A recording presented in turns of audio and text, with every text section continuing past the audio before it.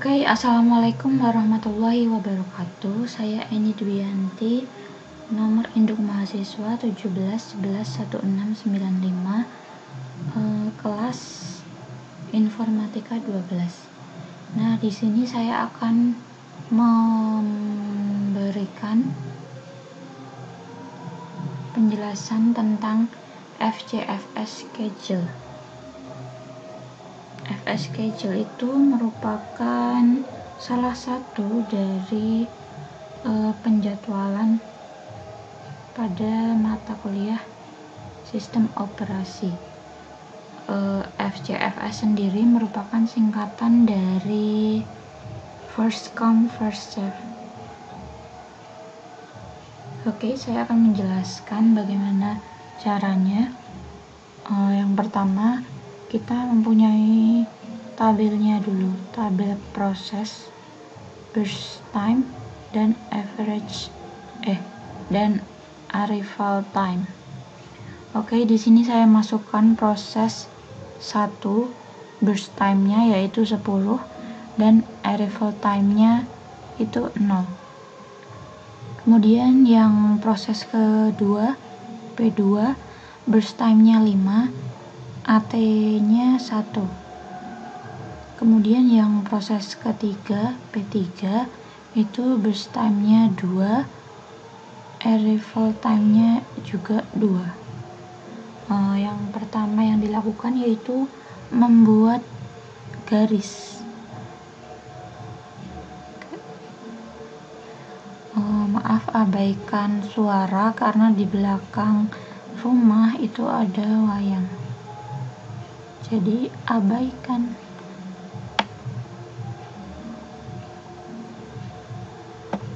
Oke, kira-kira seperti ini garisnya, sangat sederhana. Kemudian kita masukkan arrival time-nya, waktu kedatangan pada proses pertama yaitu 0.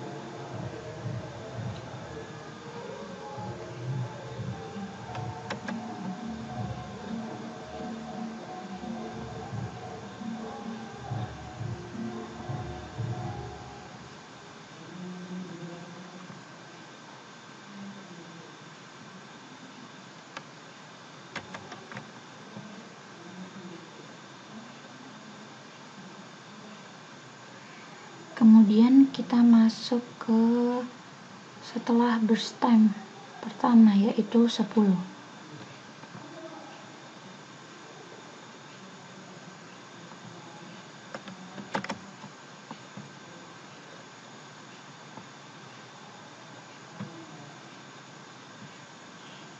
Ini merupakan proses yang kedua.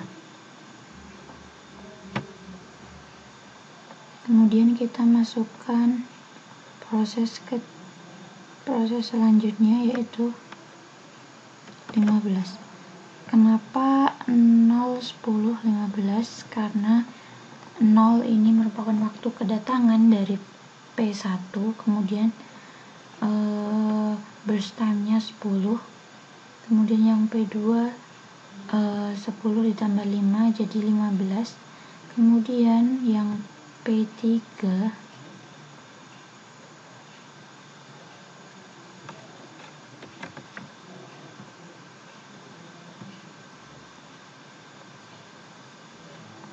itu adalah penambahan dari burst time proses 1, proses 2, dan proses 3 yaitu 10, 5, dan 2 jadi 17.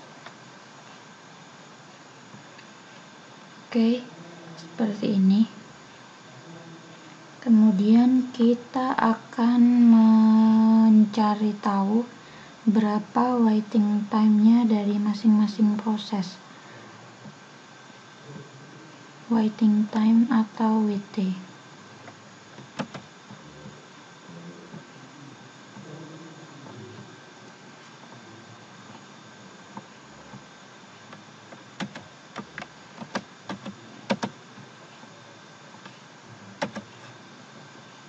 Di sini P1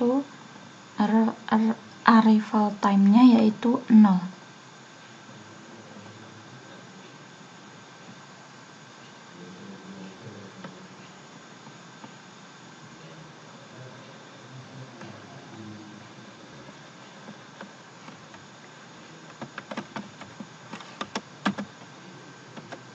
P2 sama dengan 10 dikurangi 1 sama dengan 9. Di sini kenapa 10 dikurangi 1? Karena 10 ini merupakan burst time dari proses sebelum P2. Proses sebelum P2 yaitu P1 dan burst time-nya bernilai 10 dan dikurangi 1. 1 ini berasal dari arrival time-nya dari P2. Jadi 10 kurangi 1 sama dengan 9.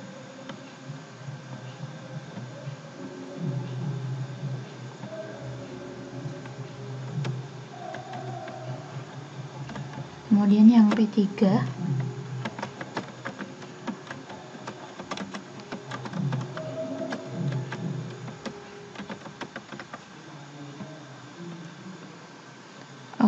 P3 ini berasal dari sama seperti yang P2 tadi, yaitu P3 sama dengan total dari burst time proses sebelum P3 dikurangi dengan arrival time-nya P3, yaitu ini kan P3, proses sebelumnya yaitu P1, P2, burst time-nya yaitu 10 tambah 5 sama dengan 15, lalu dikurangkan dengan arrival time-nya P3 yaitu 2. 15 kurangi 2 sama dengan 13. Setelah menghitung WT, kita akan menghitung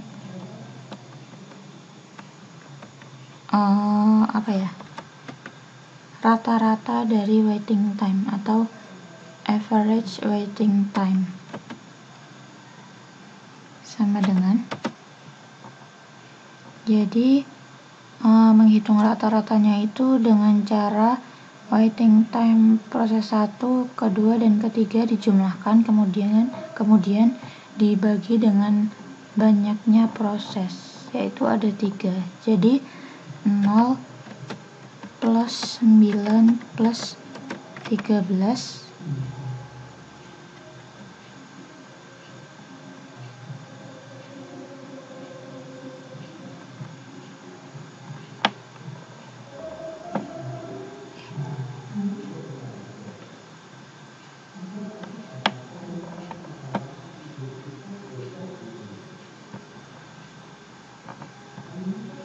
dibagi 3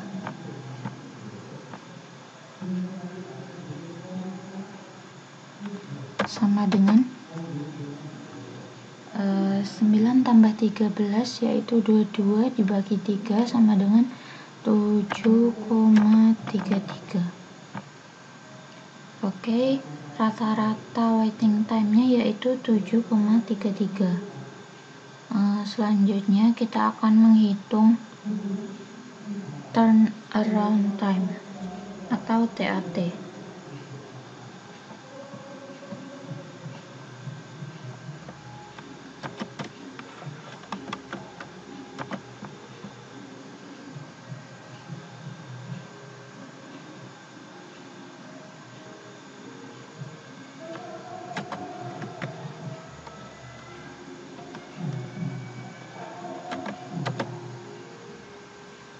TAT dari P1 yaitu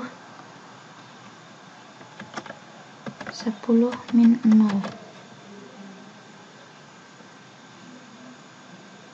Jadi lihat pada tabel, ini dikurangi ini.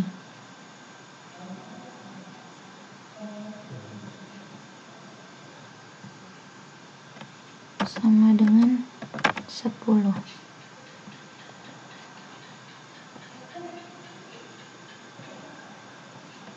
Kemudian yang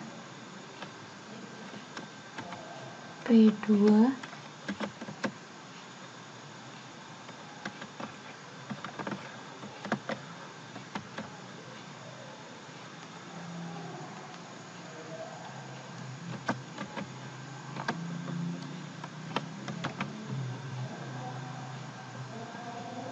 Jadi di sini kenapa P2 sama dengan 15 kurangi 1?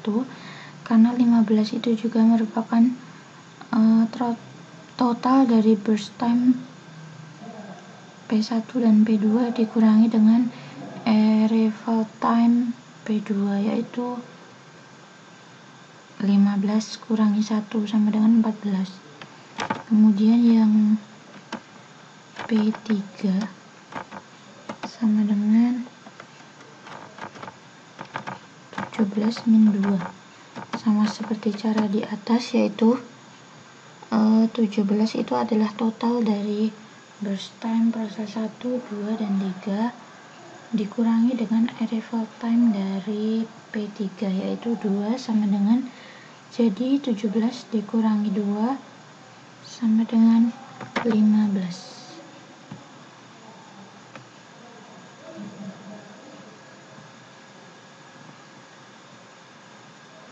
Jika TAT sudah menemukan nilainya TAT dari P1, P2, dan P3, kemudian menghitung sama seperti ini, menghitung rata-ratanya atau average turnaround time ATAT.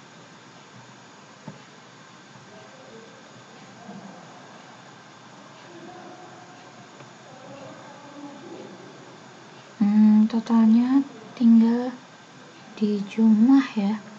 Jadi TAT ini dibagi dengan banyaknya proses, yaitu 3. 10 plus 14 plus 15.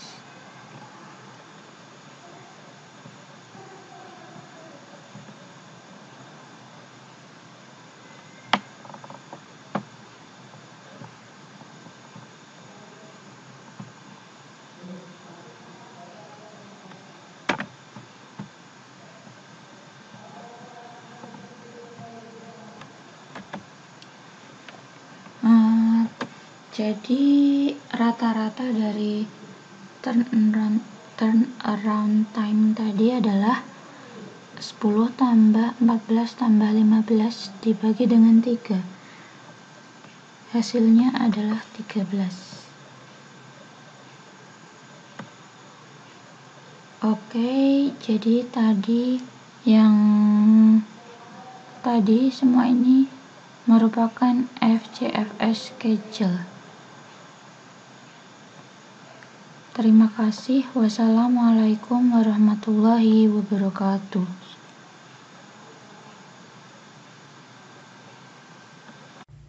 Assalamualaikum warahmatullahi wabarakatuh.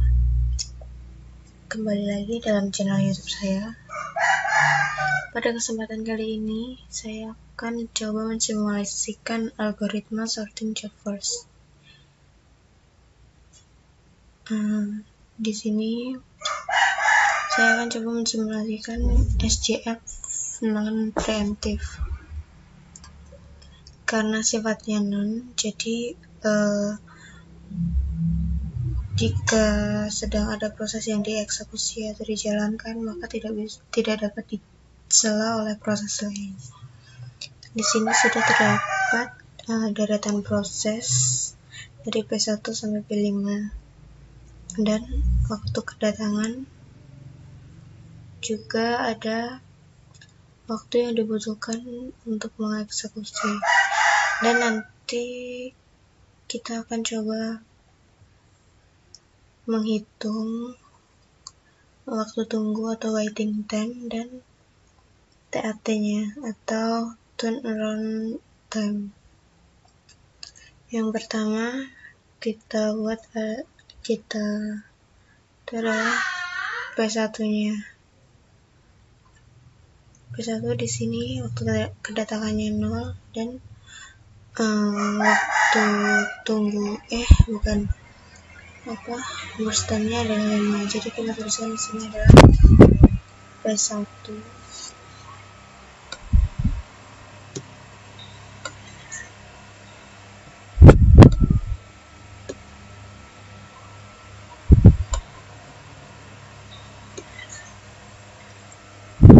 Yang dimulai dari 0 sampai 5.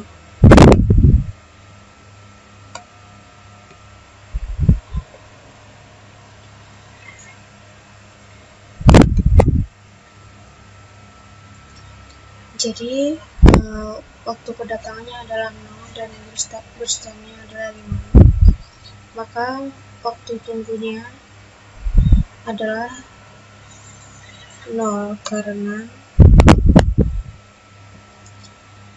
waktu kedatangan dieksekusi pada waktu ke-0 seperti itu. Jadi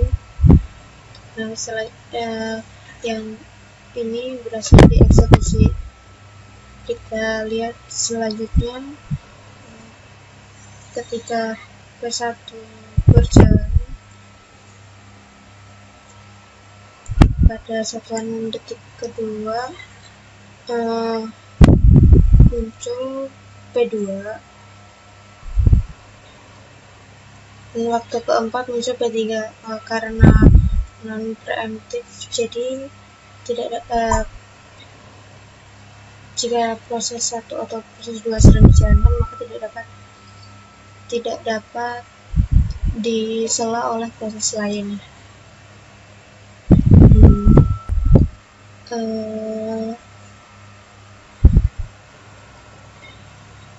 Proses 2 dan proses 3 di sini kita bandingkan antara P2 dan P3, waktu yang dibutuhkan untuk mengeksekusinya lebih kecil mana, dan kita bandingkan.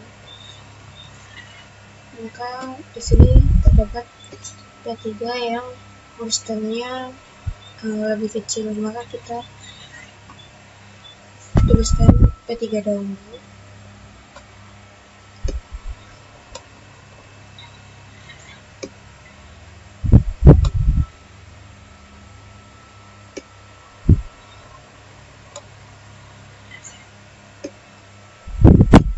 Maka di sini waktu eksekusinya adalah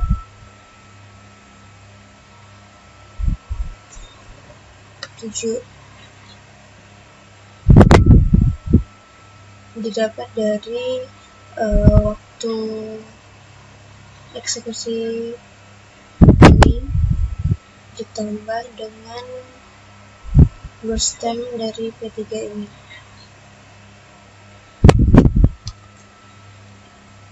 Selanjutnya bahwa proses P3 dieksekusi pada waktu ke-5, kemudian datang pada satuan waktu ke-4. Maka waktu tunggu yang dilakukan proses P3 adalah 5 ini dikurangi 4, maka hasilnya adalah 1.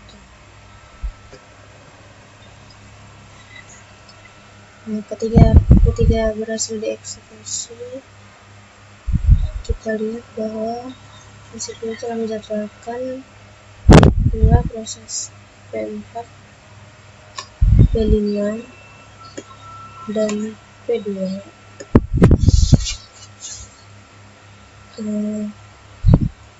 Kita bandingkan mana nilai yang paling kecil atau waktu tunggu yang paling kecil.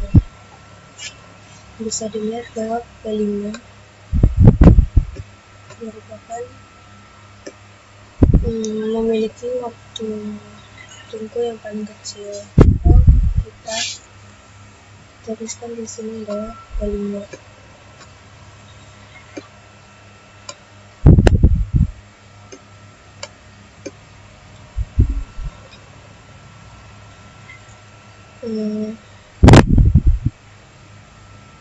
P5 atau proses 5 memiliki waktu eksekusi 1, maka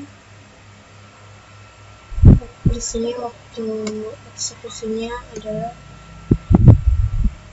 8, didapat dari 7 dieksekusi pada waktu ke-7 dan ditambah waktu yang dibutuhkan untuk mengeksekusi itu 1, jadi 7 ditambah 1 adalah 8.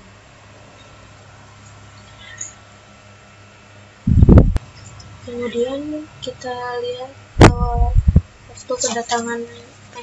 waktu eksekusi P5 adalah 7 dan waktu kedatangan P5 adalah 7. Jadi waktu untuk mengeksekusi sebuah proses P5 adalah 0 karena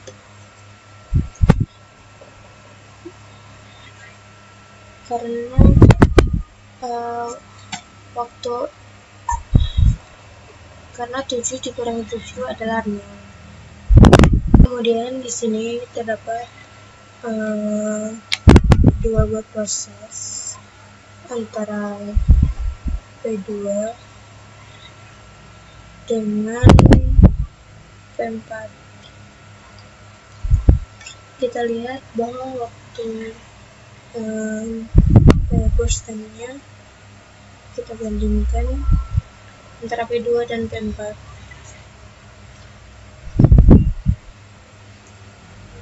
Terlihat di sini bahwa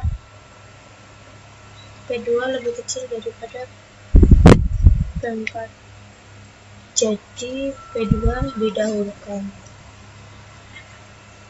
Kita tuliskan di sini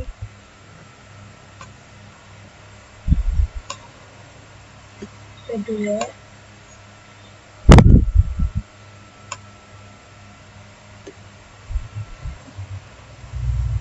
dengan waktu eksekusinya adalah 3.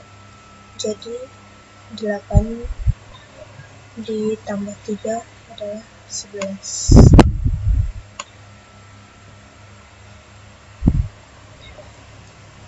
Kemudian waktu tunggu yang dilakukan P2 adalah 6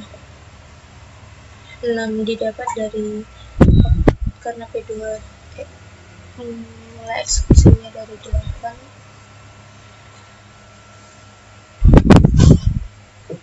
dan waktu kedatangannya adalah 2, maka 8 dikurang 2 hasilnya 6.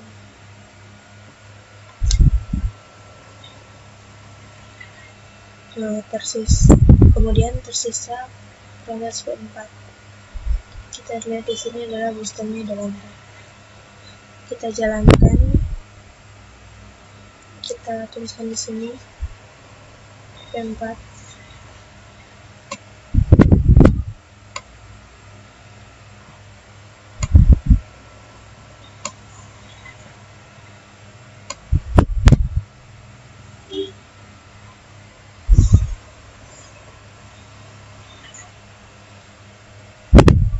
menghasilkan waktu eksekusi sejumlah 15. Didapat dari waktu eksekusi P4 adalah dalam selang waktu 11 ditambah waktu yang diperlukan untuk mengeksekusi sejumlah 4. Jadi 11 ditambah 4 adalah 15. Kemudian P4 datang pada waktu ke-6 dan dieksekusi pada waktu ke-11. Jadi waktu tunggu yang dibutuhkan atau yang dilakukan oleh P4 adalah 11 dikurang 6. Jadi menghasilkan 5.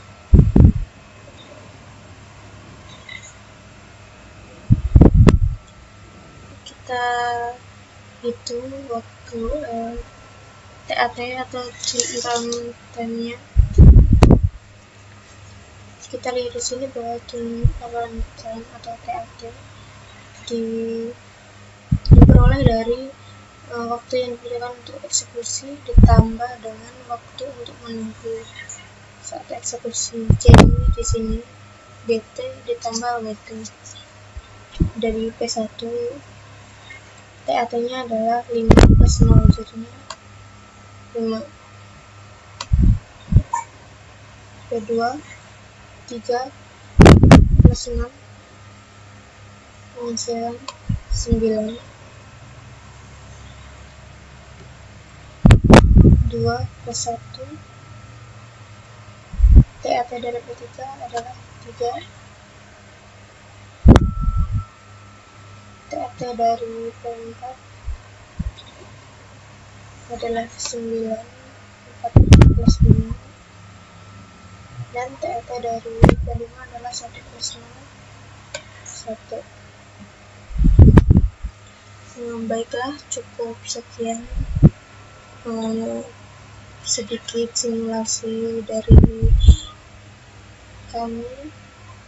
Bila mana ada salah kata atau kurang jelas dalam kami menjelaskannya, kami mohon maaf dan semoga bermanfaat. Assalamualaikum warahmatullahi wabarakatuh.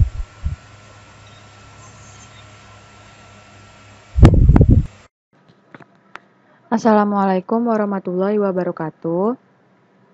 Perkenalkan, nama saya Gita Cahyani, dan di video ini saya akan menjelaskan sebuah algoritma penjadwalan. Algoritma penjadwalan yang akan saya bahas yaitu SJF atau Shortest Job First. SJF ini terbagi dua skema, yaitu SJF preemptif dan SJF non-preemptif. Dan di sini saya akan menjelaskan SJF preemptif. Oke, langsung aja kita mulai. Di sini saya menjelaskan menggunakan Paint agar lebih mudah untuk menjelaskannya. Untuk soalnya sudah ada di sini, yaitu proses, AT itu arrival time, dan BT yaitu burst time. Untuk P1-nya AT-nya 0, kemudian BT-nya 10, P2 AT-nya 2, BT-nya 5, P3 AT-nya 4 dan BT-nya 2, kemudian yang terakhir P4 AT-nya 6 dan BT-nya juga 6. Oke, kita buat seperti ini.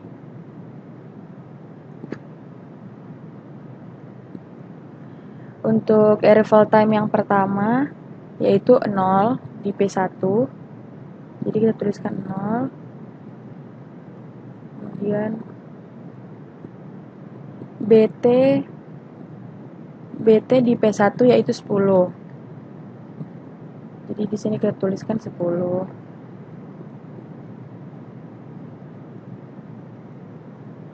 Kemudian untuk arrival time yang kedua yaitu 2.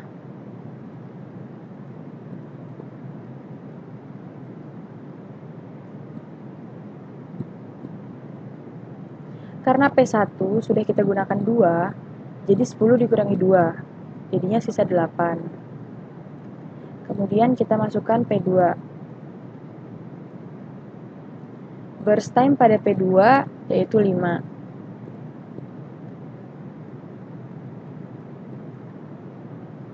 Karena nilai burst time dari P1 dan P2 lebih tinggi lebih rendah P2, maka kita tuliskan P2. Kemudian arrival time selanjutnya yaitu 4.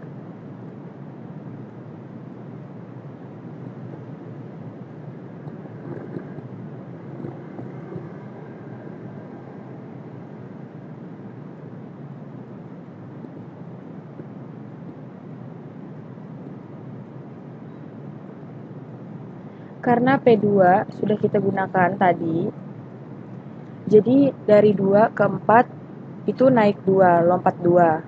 Jadi 5 ini kita kurangi dengan 2, maka hasilnya 3. Kemudian kita masukkan P3-nya. P3-nya itu 2. Nah, yang paling kecil antara P1, P2, dan P3 yaitu P3. Maka di sini kita tulis P3. Kemudian BT yang selanjutnya yaitu 6. Kemudian arrival time yang selanjutnya yaitu 6. Maka kita tulis 6. P1-nya masih 8. Kemudian P2-nya 3. Karena dari 4 ke 6 itu kita menggunakan P3 dan lompat dari 4 ke 6 yaitu 2. Maka burst time dari P3-nya sudah habis, kemudian tidak usah kita tuliskan, maka kita langsung menuliskan P4. BT dari P4 yaitu 6.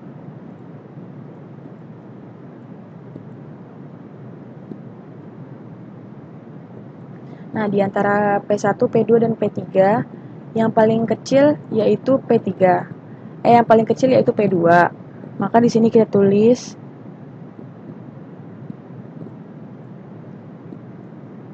P2. 6 kita tambahkan 3, yaitu 9.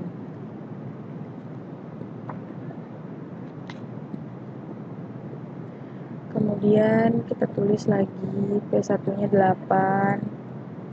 Karena P2 sudah kita gunakan, maka kita langsung menuliskan P4. Kemudian antara P1 dan P4 lebih kecil P4. 9 kita tambahkan dengan 16. Dan yang terakhir sisa P1.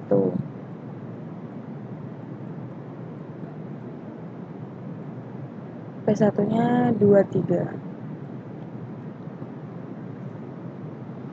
Nah, jika sudah selesai, di sini saya akan membuat lembar baru.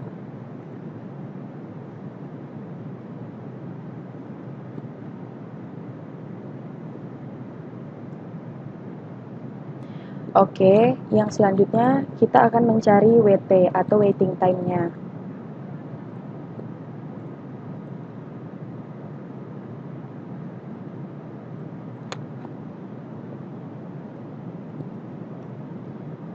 Pertama kita akan menghitung WT dari P1.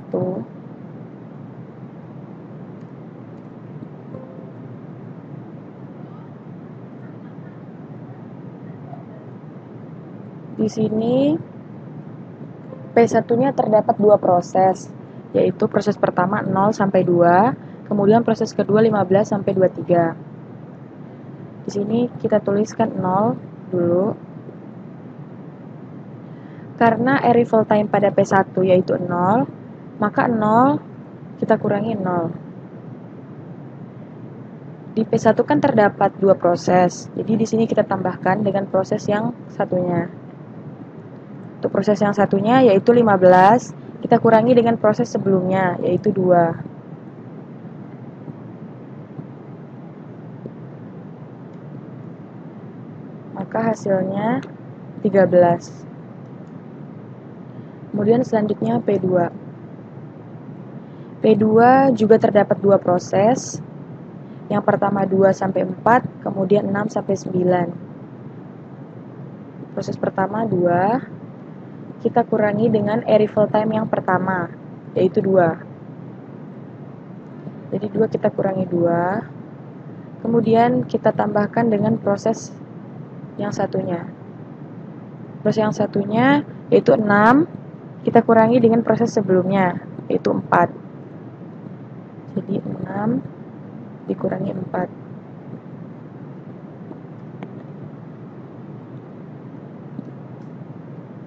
Kemudian P3. P3-nya hanya terdapat satu proses, yaitu 4 sampai 6. Jadi di sini kita tulis 4 dikurangi burst time arrival time dari P3, yaitu 4. Maka P3-nya 0. Kemudian yang terakhir P4. Di sini P4 juga terdapat satu proses, yaitu 9 sampai 15. Jadi kita tulis 9 dikurangi dengan arrival time pada P4, yaitu 6. Oke, inilah waiting time dari keempat proses. Yang pertama P1-nya 13, kemudian P2-nya 2, P3-nya 0, dan P4-nya 3. Kemudian selanjutnya, nah jika kita sudah selesai menghitung waiting time-nya, selanjutnya kita menghitung AWT atau average waiting time. Untuk menghitung AWT, yaitu kita menambahkan P1, kemudian P2, P3, dan P4. Karena di sini terdapat 4 proses, dari P1 sampai P4, jadi kan ada 4 proses, maka AWT ini, WT dari masing-masing proses dibagi dengan banyaknya jumlah proses tersebut, yaitu 4. Maka hasilnya 4,5. Oke, sekian video penjelasan algoritma penjadwalan dari saya. Semoga video ini dapat membantu dan mohon maaf jika ada kesalahan. Wabillahi taufiq wal hidayah. Wassalamualaikum warahmatullahi wabarakatuh. Oke guys, di sini saya akan menjelaskan tentang priority scheduling.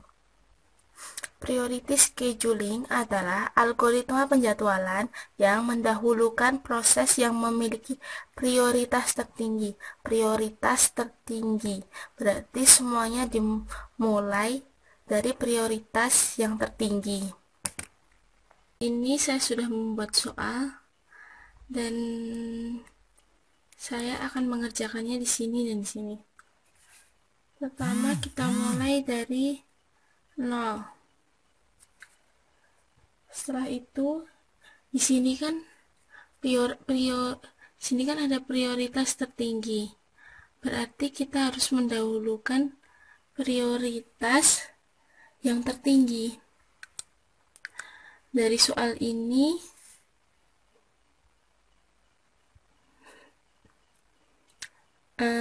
yang memiliki prioritas tertinggi kan 1 terjadi di proses P4. Berarti kita akan di sini P4. Di sini adalah P4. Setelah itu di sini 2.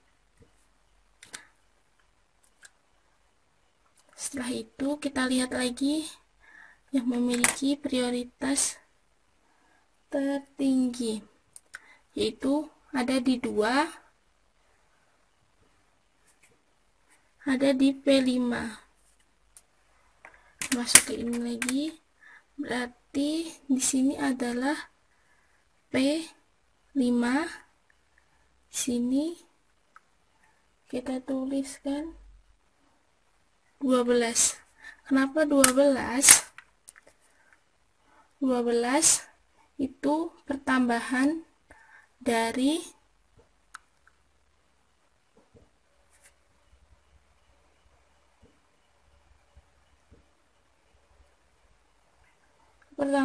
ini 10 ditambah 2 kan sama dengan 12. Jadi di sini diisi 12. Ini saya ini. Selanjutnya kita cari lagi prioritas yang tertinggi. Ada di 3. Ada di proses pertama. Kita masuk lagi ke soalnya. Di sini berarti kita tulis P1. Maaf, kurang fokus. P1.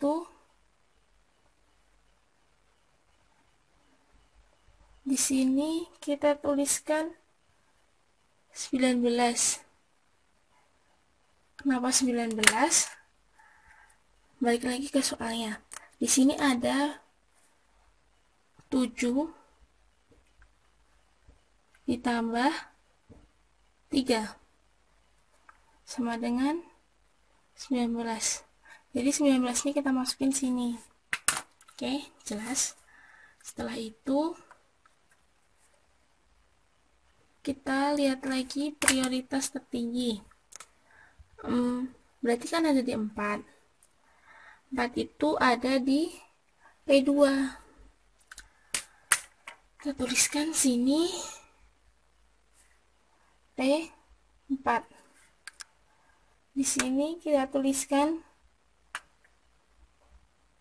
22. Kenapa 22? Kita lihat lagi.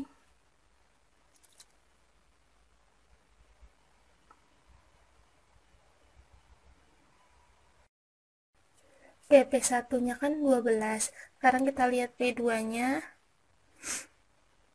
P2-nya itu P2 19. Kita lihat di tabelnya ini ya, dari awal mula prosesnya itu berapa. Ntar ini masukin sini.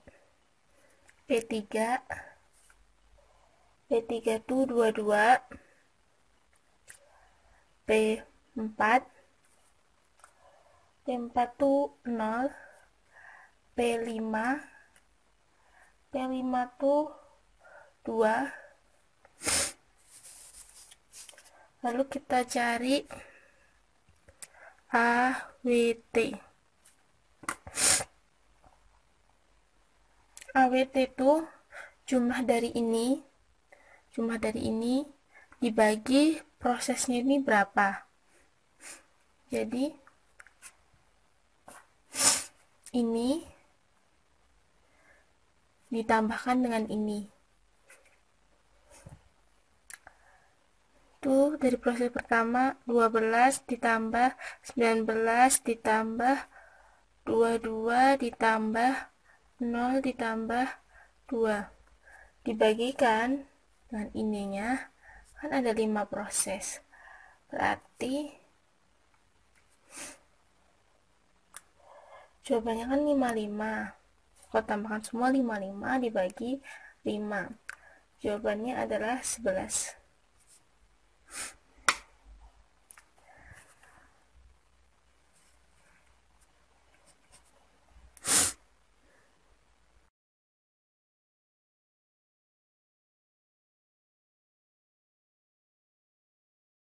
Baiklah, saya akan menjelaskan tentang round robin schedule.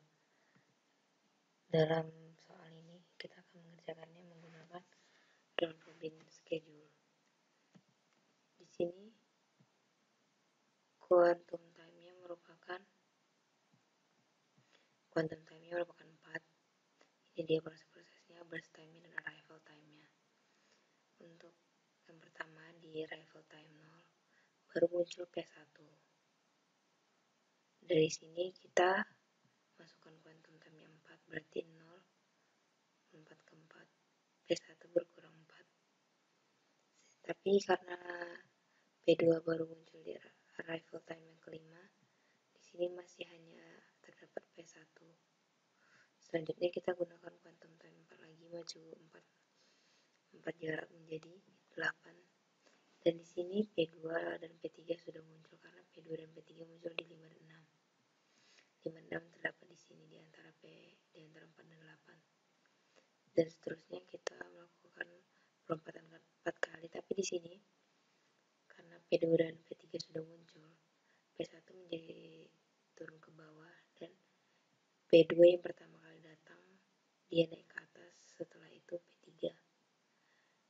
Dari sini ke sini kita menggunakan P2 karena P2 terdapat paling atas, kemudian P2 turun ke bawah, P3 naik ke atas, P1 jadi ke tengah, dan begitu seterusnya sampai pada tahap ini. Di sini kita tidak bisa melakukan penambahan sebanyak 4 karena P3 di sini hanya tersisa 1, jadi kita hanya naik 1 angka menjadi 25 dan menyisakan P1 serta P2. Di sini kita naik 3 angka dari P1, di sini naik 2 angka.